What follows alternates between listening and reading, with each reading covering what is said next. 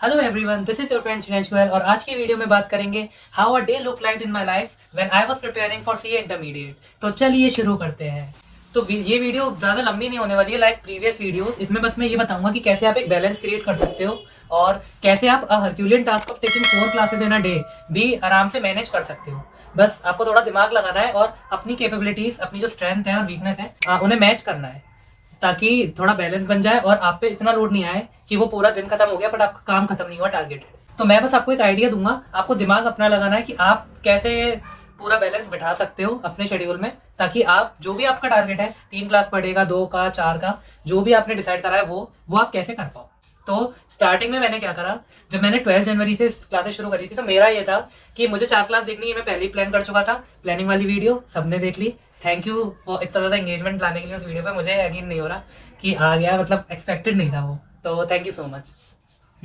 तो मैंने प्लान बनाया था 4 लेक्चर का और फिर उसके बाद अब मेरे पर ये मतलब मैंने ये सोचा कि मैं 2 थ्योरी रखता हूँ उसमें और 2 प्रैक्टिकल रखता हूँ। थ्योरी में क्योंकि ज़्यादा होमवर्क नहीं होगा, मुझे सिर्फ प्रैक्टिकल का ही होमवर्क है जो थोड़ा सा टाइम बचेगा उसमें मैं कर पाऊंगा। तो मैंने शुरुआत इस तरीके से की थी कि मैंने ऑडिट का और कॉस्ट का सबसे पहले क्लास शुरू करा था, जिसमें 2 ऑडिट के लेक्चर लेता था, 2 कॉस्ट के लेक्चर लेता था। अब इसमें मेरी थोड़ी मतलब कह सकते हैं कि गलत मैंने सोचा, थोड़ा इसका रिजल्ट अच्छा नहीं आया। 10 दिन बाद ही मैं समझ गया, 10 दिन भी नहीं हुए थे, मैं 5 से 6 दिन में ही समझ गया था कि ऑडिट के लेक्चर मेरे पे झेल नहीं रहे हैं, मुझे कुछ ज्यादा समझ नहीं आ रहा था। तो इस वजह से मैंने क्या करा, प्लान में थोड़ा चेंज करा, इनकम टैक्स और आईडीटी दोनों की क्लासेस मंगाई। अब आईडीटी को रखा थ्योरी वाला, ये थ्योरी सब्जेक्ट है तो आईडीटी को ऑडिट की क्लास कम करी और आईडीटी लगाया वहां पे, और इसी तरीके से यहाँ पे कॉस्ट की क्लास कम करी और उसकी जगह डीटी लगाया।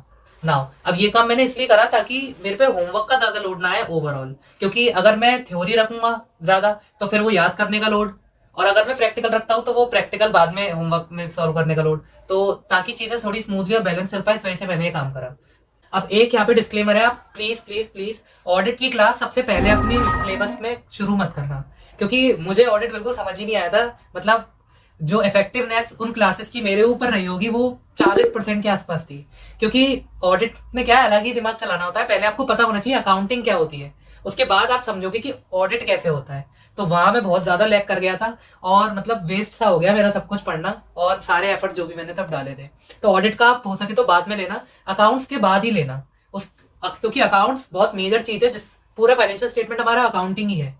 तो इस वजह से अकाउंट्स पढ़ने के बाद आप ऑडिट पढ़ना, आपको मजा भी आएगा और समझ में ज्यादा आएगा। नाउ अब मैंने कैसे चीजें आगे बढ़ाई, अगर हम देखें तो क्लासेस खत्म होती जा रही है। मैंने सबसे पहले सपोज करी मेरी अगर ऑडिट की क्लास खत्म होती है तो फिर मैं इको की क्लास लगाई उसकी जगह। इसी तरीके से अगर मेरी डीटी की क्लास खत्म होती है उसकी जगह मैंने अकाउंट्स की क्लास लगाई। और इसी तरीके से अगर मेरी आईडीटी की क्लास खत्म होती है तो उसकी जगह एक ईआईएसएस है। मतलब मैंने हमेशा वो बैलेंस रखा है थ्योरी और प्रैक्टिकल का, 2 थ्योरी 2 प्रैक्टिकल मेरे पे हमेशा रहने चाहिए, ताकि मेरे पे होमवर्क का लोड ज्यादा ना हो और सब चीजें मेरी बैलेंस रहे। मेरे पे याद करने का लोड ज्यादा ना हो, क्योंकि मैं बहुत ज्यादा याद नहीं कर सकता इतने लेक्चर लेने के बाद, और मैं बहुत ज्यादा प्रैक्टिकल भी सॉल्व नहीं कर पाता क्योंकि मेरे पे क्लासेस के बाद इतना टाइम ही नहीं है। तो इस तरीके से मैंने थोड़ा अपने आप को निकाला है और इस तरीके से मैनेज करा है कि मैं दिन की 4 क्लासेस आराम से ले पाया और मैनेज कर पाया 3-4 महीने तक। ना एक चीज आपसे और शेयर करनी थी कि देखिए मेरा जो भी शेड्यूल था 4 लेक्चर पर डे का, वो इसलिए इतना एक्टिव था क्योंकि मैंने 8 सब्जेक्ट की क्लास ली है, और जिसकी मुझे अब लगता है कि बिल्कुल जरूरत नहीं थी। अगर मैं अपने ऊपर थोड़ा भरोसा करता तो मैं कुछ सब्जेक्ट सेल्फ स्टडी से कर सकता था, जो कि मैं सीए फाइनल में करने वाला हूँ। तो अगर आप चाहो और आपको भरोसा है अपने ऊपर तो एक ट्राई करके देखो। अगर आप अपनी स्टडी अब शुरू कर रहे हो तो एक ट्राई करके देखो और थ्योरी खुद पढ़ने का कोशिश करो, क्योंकि जो थ्योरी सब्जेक्ट होते हैं ना वो एट दी एंड आपको याद ही करने हैं। ये बेटर ट्रूथ है, जो आप जितनी जल्दी एक्सेप्ट करोगे उतना जल्दी अच्छा है। तो आप डे 1 से ही याद करना शुरू करो। मतलब मेरा मानना तो अब ये हो गया है कि आप डे 1 से ही याद करना शुरू करो उन्हें, और चीजों को डे 1 से ही समझना शुरू करो। कोई और आपको पढ़ाएगा, फिर आप उसे फर्स्ट रिवीजन में पढ़ोगे, समझोगे, और फिर आप उसे याद करना शुरू करोगे, तो वो काम डे 1 से ही चालू करते हैं ना हम। तो ये मेरा एक मानना है जो अभी अभी मेरा चेंज हुआ है। मतलब ये चीज मुझे बहुत लगी कि यार लॉ में मैंने 80-90 लेक्चर लिए हैं और उसके बाद भी डे 1 से मुझे सब कुछ पढ़ना पड़ रहा है आईसीआई से, और मैं उसको याद करने की कोशिश कर रहा हूँ फ्रॉम जीरो। तो ये तो ऑलमोस्ट वेस्ट ऑफ टाइम, या फिर वेस्ट ऑफ टाइम मैं नहीं कहूंगा, क्योंकि वो इनसाइट तो टीचर ने दिया ना मुझे कि कैसे कैसे चीजें प्लेस होती है, बट जो कि अगर हम खुद पे देखे भरोसा करें तो मुझे लगता है हो सकती है। और मैं इस बार बिल्कुल ट्राई करूंगा सीए फाइनल में। अगर आपको लगता है आप कर सकते हो तो गो फॉर सेल्फ स्टडी, आपका टाइम अच्छा खासा सेव हो जाएगा और आपको और चीजें करने का टाइम मिलेगा। फॉर एग्जाम्पल मैं आपको बता भी देता हूँ कौन सा सब्जेक्ट है जो आप सेल्फ स्टडी से अच्छा खासा कर सकते हो, वो है SM, strategic management. Strategic management आप बहुत आसानी से अगर आप सेल्फ स्टडी करोगे, देखिए एक ही बुक थी हमारे टाइम पे, तो अब भी मेरे ख्याल से एक ही होगी, उसका सिलेबस चेंज नहीं हुआ है, वो आप बहुत आराम से खुद से कर सकते हो। और स्टडी मटेरियल से ही आपको पता है, देखो सब कुछ आता है पेपर में, तो एक तो आपका स्टडी मटेरियल से प्रिपरेशन होगी और मेरे ख्याल से अच्छी खासी हो जाएगी। वो प्लेन थ्योरी है, चीजें बस आपको समझती जानी है, उसमें इतना बहुत कुछ टेक्निकल भी नहीं है जो आपको समझ ही ना आए। तो मेरे हिसाब से अगर आप चाहो तो SM से स्टडी, अपनी सेल्फ स्टडी शुरू कर सकते हो बहुत आसानी से। आपका टाइम बचेगा और काफी कुछ सेव हो जाएगा, पैसे भी सेव होंगे, टाइम भी सेव होगा, एफर्ट जो एक्स्ट्रा करने पड़ते हैं क्लास के बाद वो भी सेव होंगे। तो गिव इट अ ट्राई। अब मैंने सोचा इसी वीडियो में बता देता हूँ कि रिवीजन मेरा कैसे चलता था। जो मैं रिवीजन करता था ना, मैंने आपको पिछली वाली वीडियो में बताया था कि एक प्रैक्टिकल एक थ्योरी लेकर 20 डेज में 2 सब्जेक्ट, ताकि आप 20 डेज एक सब्जेक्ट के साथ बिताओ। तो उसमें ये होता था, बहुत ईजी सी चीज़ है, बहुत बड़ी चीज़ नहीं है, सब करते होंगे मेरे हिसाब से तो, पर फिर भी मैं सोचा बता देता हूँ छोटी सी चीज़ें। बात यह है कि आप शिफ्ट करते रहो प्रैक्टिकल थ्योरी में अपने पूरे दिन। जैसे आपने शुरुआत करी दिन की, आपने 3-4 घंटे प्रैक्टिकल को दे दिए, फिर उसके बाद आपने 3-4 घंटे थ्योरी को दे दिए, फिर आपने प्रैक्टिकल को दे दिए, थ्योरी को दे दिए। ऐसे करके क्या आप बोर नहीं होगे, वो मोनोटोनसनेस नहीं आएगी और इससे आप मतलब अफेक्टिव हो जाओगे। ऑब्वियसली आपकी एफिशिएंसी सही हो जाएगी। क्या थ्योरी करते करते बोर हो गए, मतलब आपने 15-20 पेज आपने याद कर लिए हैं, फिर उसके बाद वो क्या दिमाग एक्सेप्ट नहीं करता है कुछ टाइम बाद, तो वो आप प्रैक्टिकल पे शिफ्ट हो जाओ, उससे क्या है फ्रेशनेस भी आ जाएगी और आप इधर उधर भटकोगे नहीं, रहोगे अपने रिवीजन पर ही। तो ये एक छोटी सी टिप है, आपके जरूर काम आएगी मेरे हिसाब से।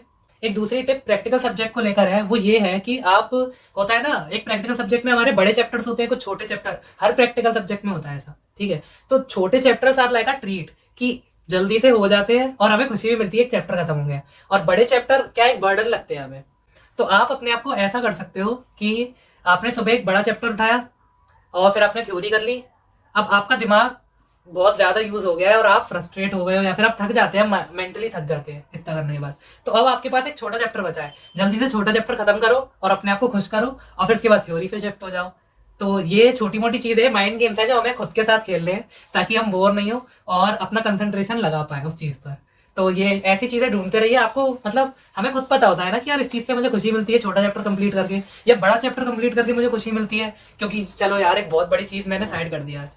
तो ऐसा करते रहिए और अपने साथ माइंड गेम्स खेलते रहिए, ये बेस्ट चीज मुझे लगती है और ये हमारी पढ़ाई को इंटरेस्टिंग भी बनाती है और हमारा मन भी लगवाती है पढ़ाई में। तो ये कुछ चीजें थी जो मैं आपके साथ शेयर करना चाहता था। बहुत बड़ी चीजें नहीं है, छोटी चीजें हैं, बट इम्पैक्ट डालती है हमारी स्टडीज पे हमेशा। क्योंकि बोर हो जाना, शिफ्ट ना करना चीजों में, एक सब्जेक्ट को मोनोटोनसली पढ़ते रहना, ये इफेक्टिवनेस और एफिशिएंसी हमारी कम करता है। और ये छोटी मोटी चीजें करना, अपने साथ गेम खेलना छोटे मोटे स्टडीज को लेकर ही, कि शिफ्ट कर देना बार बार, और छोटे चैप्टर को ट्रीट समझना अपने लिए, या बड़े चैप्टर को एक बर्डन लूज होना ये समझना, ये सब हमें मदद करते हैं ताकि हम कैरी ऑन कर पाए, अपना पूरा दिन खत्म कर पाए, जो सोचा है वो पूरा टारगेट अचीव कर पाए ना। वीडियो का इंटेंट ये नहीं है कि आपको ये सब चीजें कॉपी पेस्ट करनी है, मतलब मेरी विश ये रहेगी, दिली तमन्ना मेरी ये रहेगी कि आप ये सब बिल्कुल कॉपी पेस्ट ना करो, अपने हिसाब से टेलर करो और अपने हिसाब से इसमें मॉडिफिकेशन करो, या बिल्कुल ही जीरो से अपने हिसाब से सोचो, बट इन सब चीजों को फिगर आउट करो। इनसे क्या होता है, हमारे एफर्ट्स जो है वो सही जगह लगते हैं, सबसे बड़ी बात सही जगह लगेंगे, और एफर्ट्स, जितने एफर्ट्स की जरूरत है उतने ही एफर्ट्स लगेंगे, एक्स्ट्रा एफर्ट्स नहीं लगेंगे। तो ये वीडियो का इंटेंट है, पहले भी यही था और आगे भी यही रहेगा, कि आपको ये दिखाना कि कहाँ कहाँ कितना कितना दिमाग चल सकता है। मतलब मुझे ऐसा फील होता है कि यार हर कोई नहीं चलाता है इतना दिमाग, पहले मैं भी नहीं चलाता था इतना ज्यादा, कि इतना ज्यादा ही मैं प्लान कर जाऊं चीजों को, कि मैं यही हिसाब लगा रहा हूँ कि मैं दिन में 4 लेक्चर कैसे लूंगा, और वो मैं कर भी रहा हूँ। तो ये चीज मुझे थोड़ी फील हुई और इसलिए ये वीडियो बनाया। और कमेंट में भी एक इंसान लगाता है मुझसे कि ये बताओ कि 4 लेक्चर दिन में कैसे लिए जा सकते हैं। तो thanks brother for that, and मैंने भी ये थोड़ा सोचा और ये वीडियो आपके सामने आ गई है।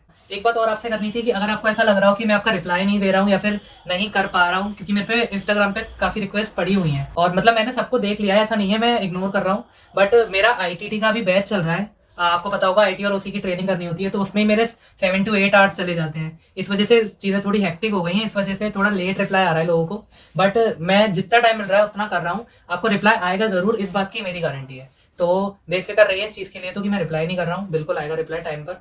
और बने रहिए साथ में, वीडियो देखते रहिए। Thank you.